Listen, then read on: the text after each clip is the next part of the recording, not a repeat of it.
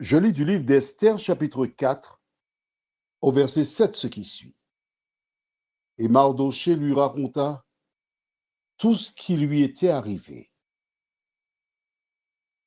Il lui indiqua la somme d'argent qu'Aman avait promis de livrer au trésor du roi en retour du massacre des Juifs. Prions. Notre Seigneur et notre Dieu, alors que nous découvrirons le contenu de cette référence biblique, que ton esprit continue de nous diriger dans toute la vérité.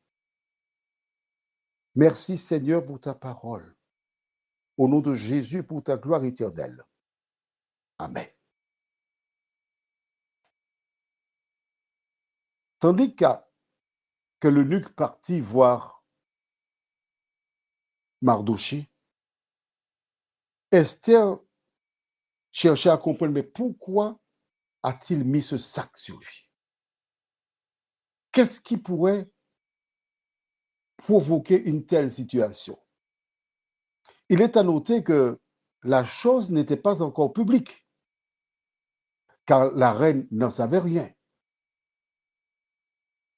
Mais c'est Mardochée qui informe, attaque l'eunuque et indique le projet gouvernemental.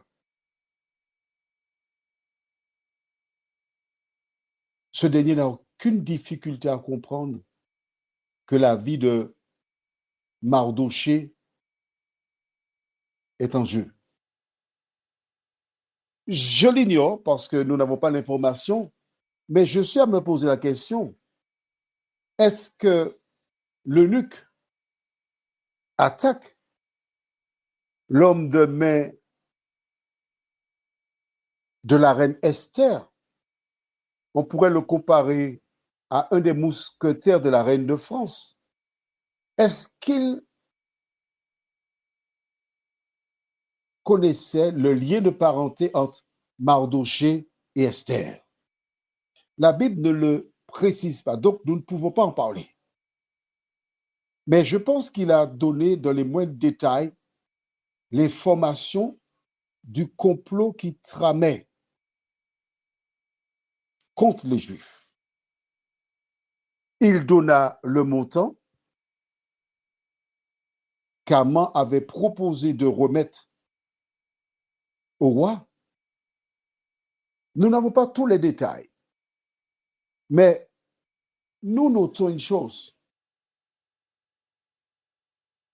Il savait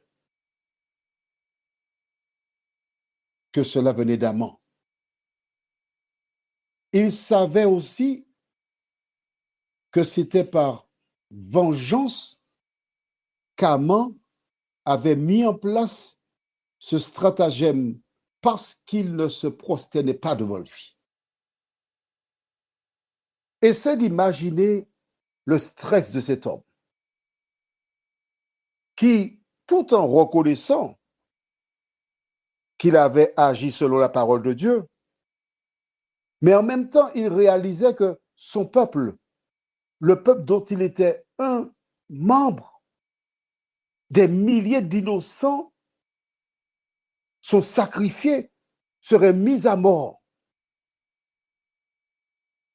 à cause de la méchanceté d'un seul homme. Prions.